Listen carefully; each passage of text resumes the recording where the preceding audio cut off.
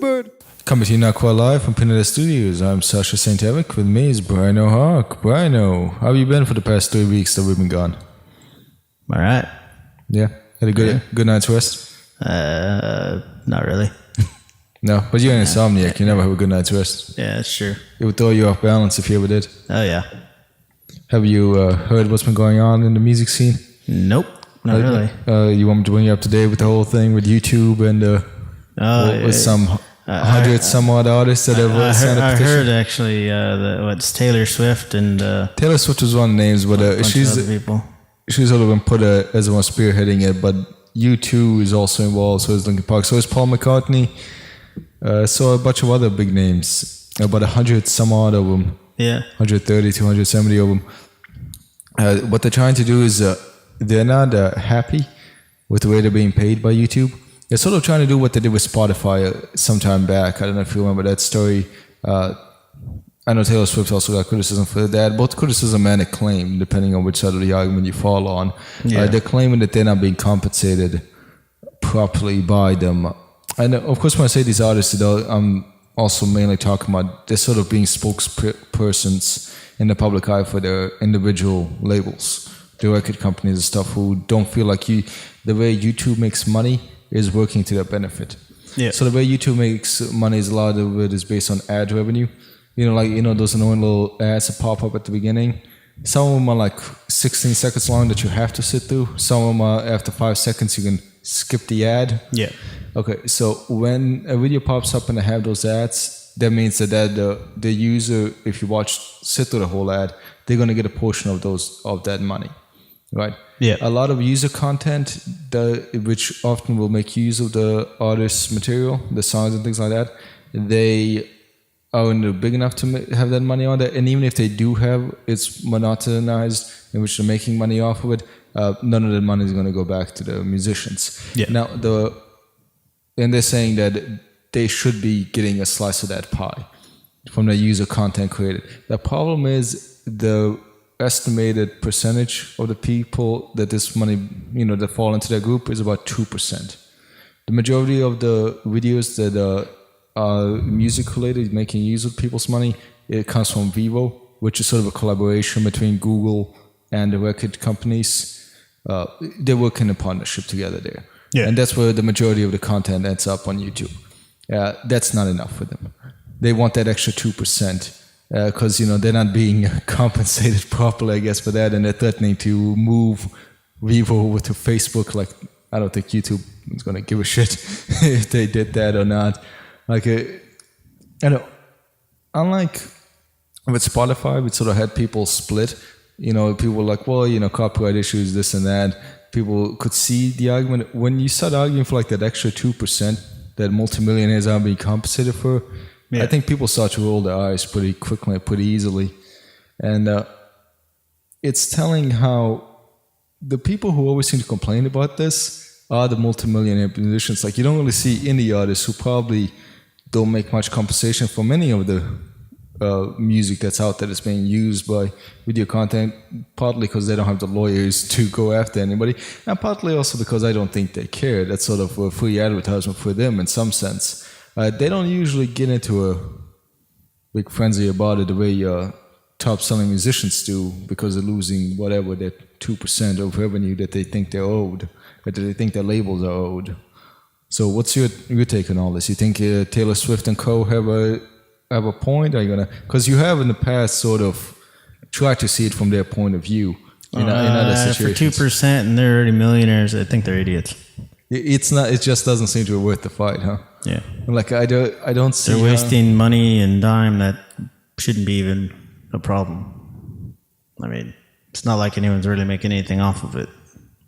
Right. Well, they're claiming that some people are like, if the videos get enough views and they put an ad thing on it, but even then, YouTube content creators only get a percentage of any of the money, and you have to sit through the whole damn ad in order for them to get anything. Yeah. So if you skip the ad, you don't get shit. I mean, any person who has a YouTube account and they're getting views, you're paying YouTube to promote your video to get the views for the most part. And then you don't get paid from YouTube unless you have like millions of followers and every single episode or whatever You have to you're be in putting up there. partnership with them. Yeah, everything you're putting up there is getting, millions of views. And, then yes, you can start making a little bit of money off of them and stuff. So yeah, some of those things that have ads, they have to make their money somehow. Someone, the ad people are paying them to put it on it. Just there you go, And I don't see YouTube budget. The problem is also this. They're saying that YouTube doesn't have a good policy to protect their right. But YouTube is notorious when it comes to taking down anything. There's a copyright thing. That's why you'll see, like, when someone puts a lyrics to it, they'll plaster the no copyright violation, I do not own this, and this. But even then, it still gets taken down. Sometimes if somebody flags it. And YouTube, flagging something is easy. Getting it unflagged, which often happens, videos, a lot of content creators on YouTube don't like the fact that it's so easy to flag something, but to get that strike removed is a much more grueling process. And they'll remove it eventually, but it takes much longer. Because then YouTube has to go investigate it and all, and figure out was it rightful, was it not. But flagging it is real simple. So there is a mechanism in place to protect the copyright, which seems to be what they're mainly complaining about.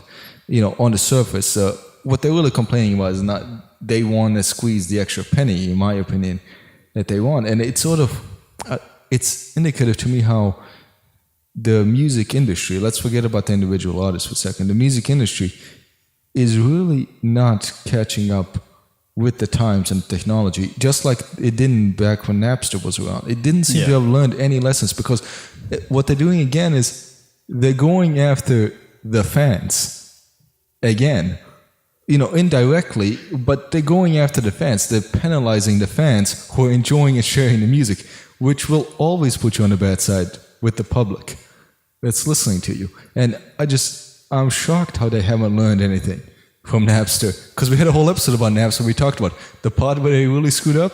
They went after the fans. They sort of blamed the fans, and they tried to take, and they always say, well, it's about controlling our content and things like that. But you're penalizing people for enjoying your music in another sense, especially when it's such a small thing. If 98% of if this was like 98% of the videos on YouTube fall into that category, they might have a point. Because they're working hard for us, and they're only making money on 2%. But it's the opposite when it's such a small one-digit percentage, and you're already rich. All the people that signed it. If it was indie artists who are getting, not even breaking even, I would sort of also feel a certain level of empathy for them, because they're trying so hard and they're losing, before they even make it to the finish line. But when you're Taylor Swift, when you're U2, when you're Paul McCartney, when you're Linkin Park nowadays, to a lesser extent, I don't know what their revenue is these days, but whatever, you have name recognition like that, and you have a whole backing of a label in the music industry on your side, it's really hard to relate to them, especially when they seem to show low regard to the point of view of the average fan who is simply trying to enjoy and share the music. I mean, do you think that the music industry and the record labels and stuff, are they ever going to catch up and figure out that the technology is different now? No. And you don't think they can adapt? The thing is, it's the music industry is going to stay behind in this sense because they want to make as much money as they possibly can. If there's something new out there that's going to, take away money from what their revenue is, or, what their income's coming through or whatever, they're going to attack it. It doesn't matter if it's the fans or what. I think every artist goes through the same process. They appreciate the fan. They're all about the fans. They want to do everything they can to get their music out there to be heard by the fans so they can, make their money or whatever they're going to do. And then once they do that and they see that their, revenue is being taken away from them, whatever percentage, yes, they start throwing a hissy fit. It's like, oh, well, why are they getting to do this? Why am I not making the money? Because they get so used to it. And I think it's pretty damn stupid. I mean, you were nothing in the first place. It was your fans that got you where you are. You should appreciate them no matter what. I mean, they're not taking 90% of your, revenue from you. They're taking absolutely nothing from you. 2%, that's not even revenue that was supposed to be going to the artist. That's just, ads and upkeep, So I don't know. I just think it's stupid. It just, in some ways, it feels like you're watching this dinosaur trying to adapt to sort of a new landscape. And I am baffled year after year how little they seem to understand the mediums by which their content is, streamed on or distributed through, the things that their fans make use of. You would think they would be like, up to speed with that, but they always seem to fall way behind with things, and they always seem to think like it's like the old days where, someone uses your song, they go right into, first strike, lawyer up. That's the first thing you want to do.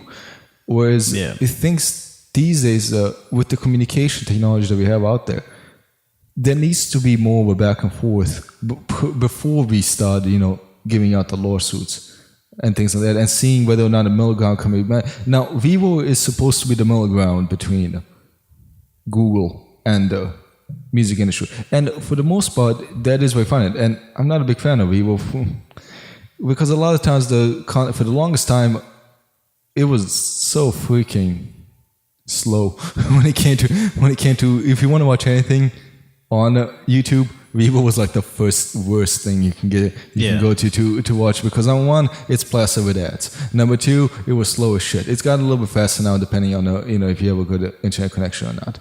But it was slow as shit. It was always censored, and it's always sort of just plastered with nonsense promotions and things like that that you don't really want to go through. Sometimes you just want to hear the stupid song. Yeah. But I'm saying like that's the majority of the share that they get to, but that doesn't seem to be enough for them. And the small thing that happens where they're not satisfied, they're like, well, we're going to take a ball and go home. We're going to like threatening to take Revo with to Facebook. Like that's more people visit YouTube nowadays than Facebook. A lot of Facebook is left sort of a cemetery of profiles. Yeah. Like, and that's nothing against Facebook. I don't think they're going to get as many views as they do, because if you look through, they get millions of views on there. That's why the majority of the shares go through that. Yeah. But from episode to episode, whenever we bring up the music labels, the record companies, we always seem to have a negative thing to say about them. And it's not because we're cynics and we're pessimists and we want to say negative things about them. It's that they don't really give us much nowadays to praise them on. They just really seem to be stuck in this corporate world where everything, the dollar is the bottom line. And I know people will say like, well, that it's a business and that's what it has to be. Okay, sure. But again, it doesn't make them relatable in any sense, and doesn't make them sympathetic in any suits that they ever file against anything, because all you ever think about is like, well, we're really, both the artists are a commodity to them, but really we're the commodity to them as well. They just need us to to satisfy the end goal, which is to make cash. Yeah. So you're hoping that it's that's what you said is true. I mean, the end goal is they want cash. Everyone wants money. And that's why artists should be compensated for their work. It's just that when you're reaching that far, in that deep into the pockets of like getting trying to scoop out as much cash as you can. I think personally, what should happen is the fact that artists make so much money and they bring in so much revenue for venues and for drinks and everything else, because they're whores and they whore themselves out for everything. Like Michael Jackson catching his hair on fire for Pepsi. He burned for you. He didn't have to do that. It's just, oh, hey, can you promote our product so we can make more sales, which we're going to make more money, and we'll give you some money from it. Stuff like that. They don't have to do any of that crap. They make enough money doing, what they're intended to do in a sense, which is the music. But they're going to try to, do every venue they possibly can to get as much money as possible. So them, complaining over 2%, I mean, 2% of how much can be a lot of money, And so that's maybe there's a different thing, because I don't, really know the backing of it, the money behind it, how much money is actually being, brought in and made from it, and what the percentage of that 2% or whatever it is. So if it's $1 billion, 2% of that's a pretty big chunk of change. But still, they're getting 98% of everything else. I think it's fine. I'm pretty sure the majority of the people making the biggest bucks off of this is ultimately going to be Google. And the way they'll phrase it, they'll use their own argument against them. We're a business, we're about profit making, we're trying to make a profit for ourselves first. Same way you're trying to make a profit off yourself. Your artists are using our technology to promote themselves. Yeah. So ultimately we'll get the biggest share. So I'm not like standing up for Google in any sense. Their end goal is also the same. Cash. It's So they're making the majority of the funds. It's not the content creators. It's not anybody else. They in this scheme. The thing is, I really doubt, even if they were getting 100% of the YouTube money, I really doubt that this, in the grand scheme of all the assets, the musicians and labels, this is not the main source of revenue. No, because we always say the main source of revenue are their tours, the main source of revenue are the merchandising, the main source of that entire package that they have. The thing going on, this is just a segment of it. Yeah, but the thing is, I mean, depending on the genre of music, ticket sales are ridiculous. If you go to a Britney Spears concert or Justin Timberlake or whatever, most tickets for nosebleed sections $130. That's ridiculous to see, lip singing. And that's on the dancing. cheaper scale of it. Yeah, no, like I said, nosebleed stuff. And that's seeing someone jiggle around and lip sync. That's really all it is. You're paying for the entertainment that they're throwing out there with, extra money that they don't need to spend to give you a show that may entertain you. If you go to a rock show, $20 to see 5 bands. Where's that $20 going to go to? How's it going to split between 5 bands and all their members? You don't see them complaining. It's like, oh yeah, thanks. We're here to please you guys. Great, blah blah blah. Buy us a drink if you want. That's really all it comes down to. The best you can hope for. Yeah, that's really it comes down to. And then you work out a deal with your venue, the venue owner, and it's like, oh, we get 10% of the profit, or whatever the hell.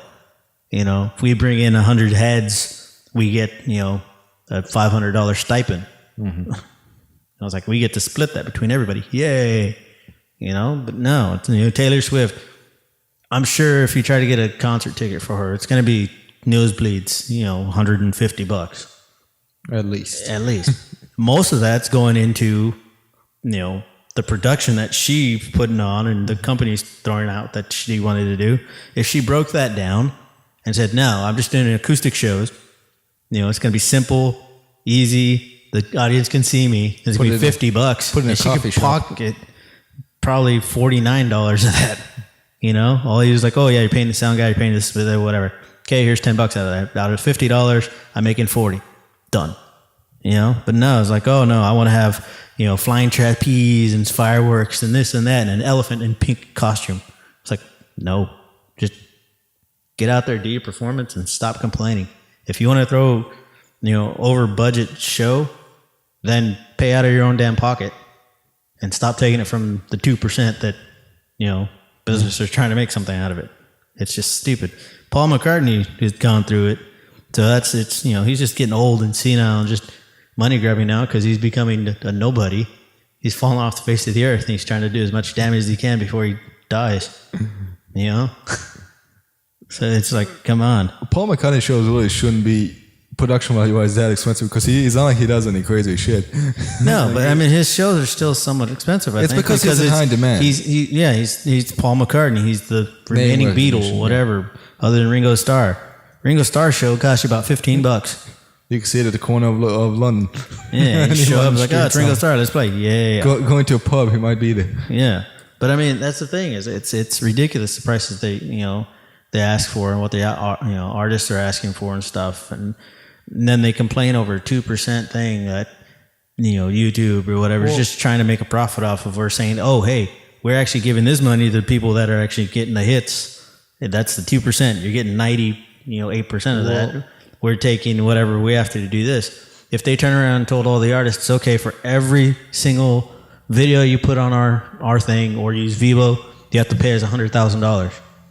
They'll stop doing it. They'll stop complaining.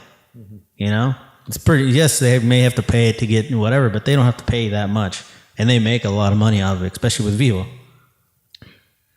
Well, let's then go into. Well, let's go into a topic then related to this that I think sometimes makes people a little bit uncomfortable to ask. When it comes to musicians, and people can put the entire entertainment industry into they want. When it comes to musicians, are these people? And I'm talking about the top selling musicians, the multimillionaires. Are these Bunch people? of whiny bitches. Are these people overpaid? Yes. When it comes to what they really contribute, what their jobs contribute to society, because Yes. musicians are a dime a dozen, buddy. We got so many of them all over the place. And yes, you could say that about actors too. Fine, say it about actors. We're a music discussion show. That's why we're focusing on that. But do you think that their contributions to society is not the same? What their product contributes to society isn't equal to the vast amount of money that they make as a return. Not to diss those musicians or artists who actually do give back and actually do something. But for the most part, every musician is a douchebag. They're whiny little bitches who are money grubbers, don't want to do anything to give back to the community or do anything. They give, $1 million or whatever to a charity, and it's like, oh, I'm so charitable. It's like, yeah, you're sitting on 100+ million. That's 1 million. That's don't forget about nothing. the tax write-off. Yeah, that's for nothing. charity. And then on top of your tax write-off and on top of everything else, give 60% of what you actually have and make in a year to charities and to giving back to the community. Then you can start talking. Man, that's a lot of cash. Yes, it is. That's the thing is there are some artists who do that. There are some musicians who are maybe out not there and 60%. They give crap loads. They do benefit concerts. They do everything in their freaking power. Yes, they make some money and they're making money off it, but they're giving 100% of their profits to homeless and to charities and to this and that and whatever and stuff to where it's not even charitable or they're like, no, I don't want to. I'm not doing it as a charity. I'm just giving back to my community. As much as people make fun of MC Hammer. He gave back. He gave everything back. Like all of Oakland. That's no one can say anything bad about him in that sense that, oh no, he didn't give back to his people. No, he hired everyone and their mother in his community when he got big. Well, he gave back so much he became bankrupt. Well, what was the thing that bad decisions? Yeah. Now part of bad fine. He also bought a damn palace of a house with like a golden gate and all that other stupid shit. Yeah, he did some stupid decisions, but he gave back. But that's the thing. Like when they were talking this before he became Hammer, when he went gangster rap for a short while before abandoning that because he was trying to keep up with the times. Because in the 90s it was all about gangster rap in the hip hop community. They mentioned like when it was first coming up, they're like, well, they're saying like you're rapping about these silly things, dancing and things that don't seem to matter, whereas the street rappers are rapping about things, like about being on the streets, being seen as thugs and things like that. And they said like, you're not really representing your community. And his response was, they talk about the hood and things like that, the hood life and standing up for the hood. How many of them go back to the hood and employ all the people in that hood? Which, MC Hammer did. He went back, although he gave them jobs. Yeah. He gave them something to do. So at least that aspect of him, he should have had a damn better financial advisor. But in that aspect, he did try. His heart was in the right place. A lot of them don't seem to give it, they'll give a shout out. Beyonce will give a shout out to Houston, Texas every once in a while, when she's doing a show there. I don't really know what she does for Houston, Texas anyway. And Houston, Texas is an impoverished shithole. I know, I live there. The thing is, like I said, most musicians are douchebags. They don't give a damn. Once they make it big, once they're making their money, they can give a crap less about where they came from. They'll talk about it and say whatever, but they can give a crap less. You put them back in that situation, they'll be like, oh, no, I don't want to do this. No, I didn't do that. Oh, my God, get me out of here. Put the biggest, hardest gangster rapper who's making, made millions, put him back where he came from. He'll get the hell out of there as fast as he possibly can. Because you can't blame him for change. that. No, but that's the thing is like they change. It's just no matter what. you put Taylor Swift back to where she came from, stuff, and she'd be completely like, no, how did I live like this? I can't do this. Whatever, it's just stupid how much they change. And then they complain about it, or they're saying, oh, well, you're taking my money. You're doing this. You're doing that. I should be making more money. What the hell did you do for that 2%? Other than, they maybe use like 2-3 words of your song, quick riff. Even if they took the whole 3 minutes, I mean, it's really what the hell did you do? You already made your money on that. How much is it as well?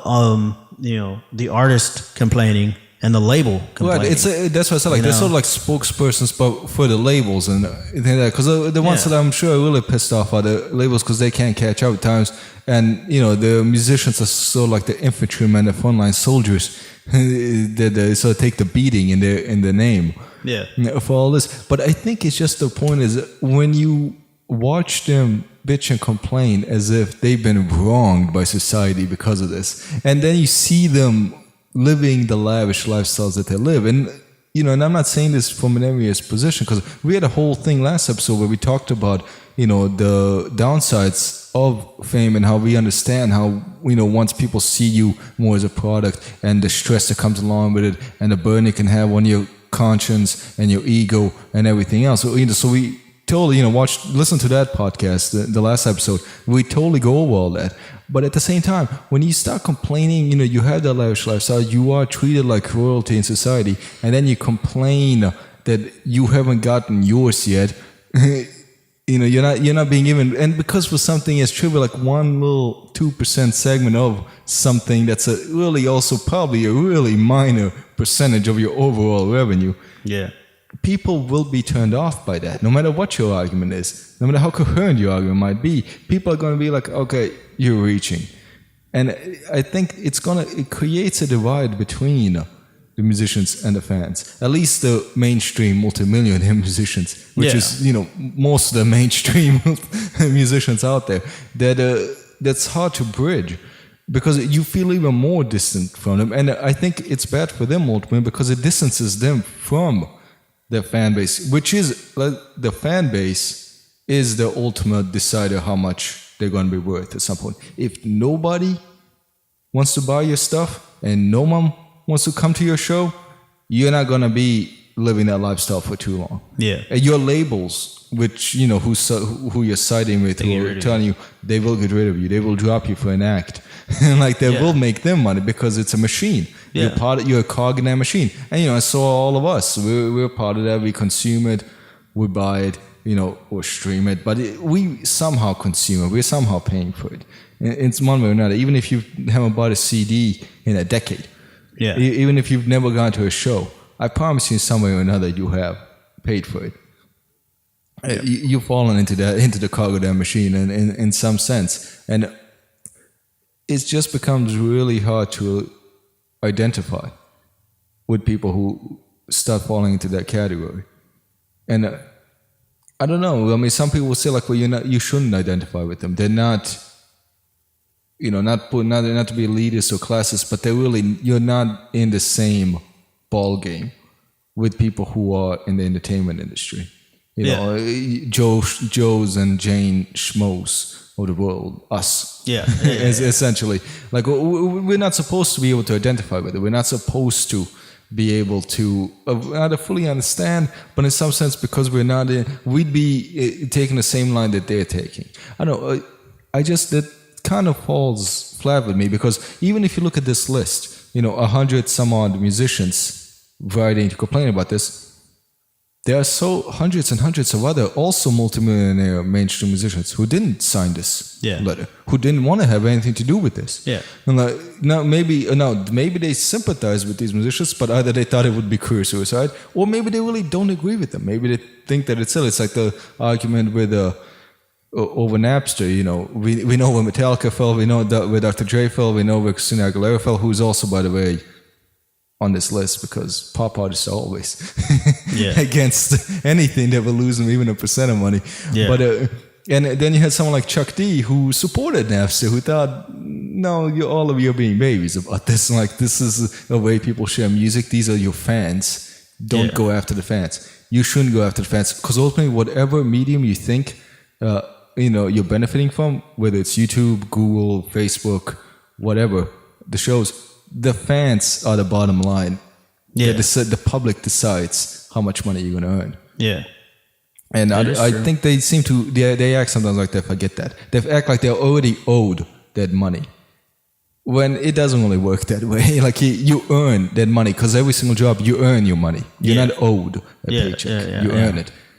And I think that's the thing is the musicians, they forget that. They currently, like I said, they start off, in a sense, begging and pleading for a show, and then they get going, they start getting fans, they start making their money that way. They do everything they can to and appreciate the fans for doing it, and then they get so used to the fact that they're making money, they believe they are owed it without doing anything.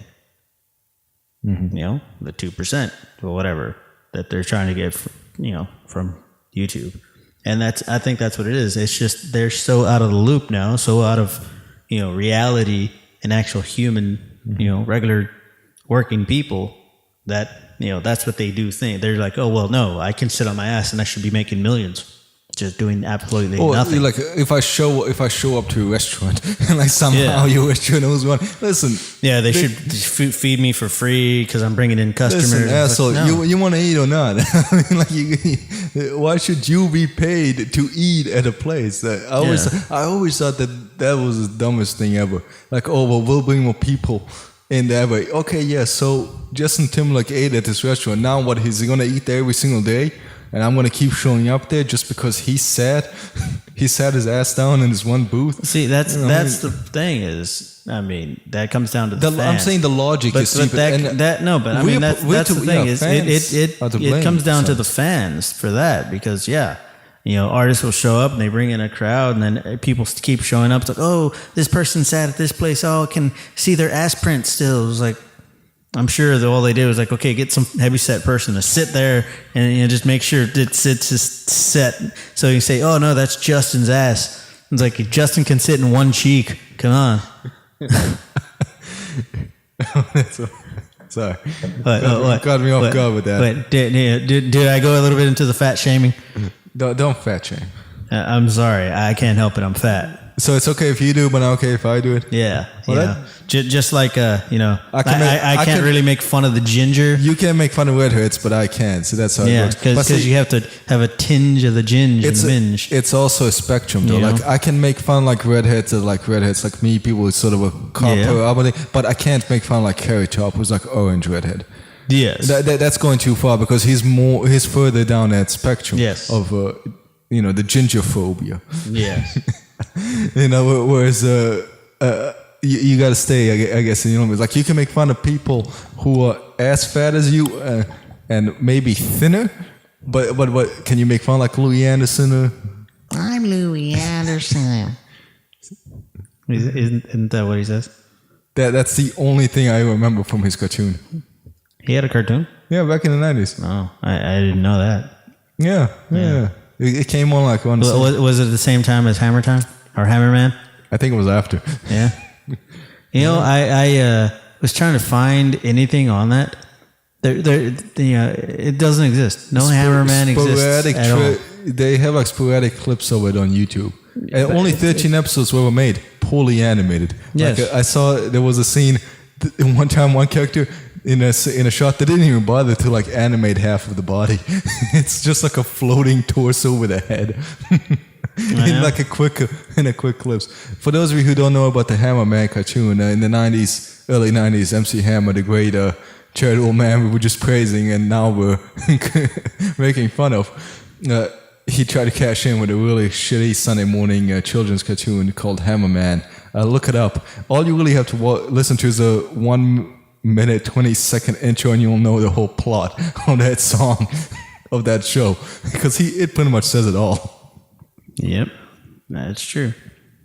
Oh, but I'm trying to find a good note to end on this discussion. I know we ended on the Hammerman for a second there, but I don't know. I don't always want to be the guy that throws shit on the mainstream music industry. No, but No. We have to. But I don't want to be that thing. guy.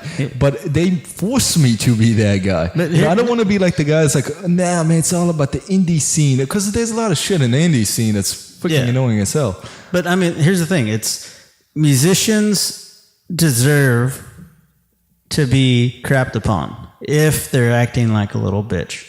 Just like anybody else. They are complaining about money issues when they're sitting on millions and millions upon millions and hundreds of millions. Yes, I said millions a lot because that's how much freaking money they make and throw away. 100 billion. They should be the first to understand if they say something stupid like, oh, well, YouTube's not giving us that extra 2%.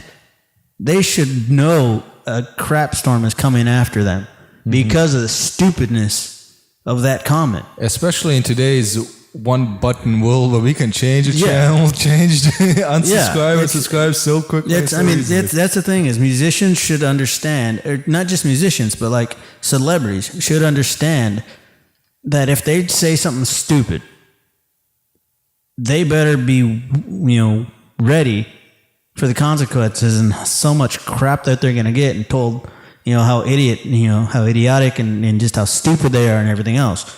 They should understand that, hey, I did this to myself. I'm going to have to sit and take it. I'm going to stand up for whatever I believe in and talk about, YouTube owes me my 2% or whatever. But still, I better not hear one of them complain, well, they're being mean to me. They're saying this. Like, so what? You did it to your damn self. If you didn't want that to happen, you shouldn't have written that damn letter or said anything about it. You should be like the other hundreds of people, millionaire musicians that didn't say a damn thing. Like, nah, I don't agree with that, or keep me out of it. It's just a public spectacle of it. It's one thing to say, I'm going to let my lawyer sell this, and then the lawyer sell it in the background, and you try to get whatever you owed, whatever you think you owed. Yeah. When you make a public thing, I'm going to publicly appeal in a place of marketplace of open ideas, and I'm going to show myself in this light. Oh God, I don't want to say you're begging for it, but you're going to get it. Yeah, but you need to be ready for it. That's the thing. That's the statement. Is if you're a celebrity and you make some stupid comment of something like that, that people aren't going to agree with you unless they're someone in the same genre or same situation as you, as like a musician who's already a millionaire, rich and famous off of it, then they're the only ones that are going to agree with you. You'll hardly find anybody who's not a musician or a millionaire, rich person who's going to agree with your statement of, oh well, I should be getting that extra or whatever. They're making money off of me. It's like you'll find maybe one or two people that are maybe like sympathize with you, but I think they're just trying to go with the you're going to defend flow and try to be like, I'm with them. If you're a huge fan, you will defend your favorites no matter what they do or say. For a lot of people, and let's then come full circle. Maybe this is the point we're going to end on. And we've shared on the industry and we've shared on the musicians. I think rightfully so. The fans, who we put as the bottom line of determining, which way the tide is going to turn against the musician. You guys need to stop deifying these people. You can like them. You can enjoy their music, but again, I treat them like the people who do a job. When they do the job well, I reward them, with my money. When they do a job bad, I take my money somewhere else. They're not gods. They're not flawless. Now, they're not completely flawed either. They're human beings. In a sense, they're people doing a job. And a lot of times musicians say, I just want to be treated, like anybody else. But then some of these same actors will, and I use the actor broadly, I'm talking about musicians, but pretty much anyone in musical. Some of these same people, characters, are going to come back and they're going to be like, as if they think society still needs to treat them like they're one step above, everybody else, because they're in a separate group, a separate bubble from the rest of us. And I think fans need to burst that bubble for them. You're doing a job. If you're talented, you will get yours. If you're talented and you're in the right place at the right time and you have the right media crew behind you, but, other factors are involved. But even if you are talented, you're still a person. You're not a god. Yeah. Don't kid yourself into thinking that you belong on some special realm of humanity. That's just my take on it. And fans shouldn't treat them that way. Even if you really like somebody, you should still treat them like human beings, which means if they do well, you praise them and you defend them. if they screw up, you acknowledge the screw up. Yeah. I agree. Yeah, and that's my 2 cents. Got anything else you want to add? No. Got a nickel and dime you want to add to that? Nah, we're good. Okay, well then, let's not stretch this any further than we already have. We'll just say we'll see you guys next time. All right, guys. See you.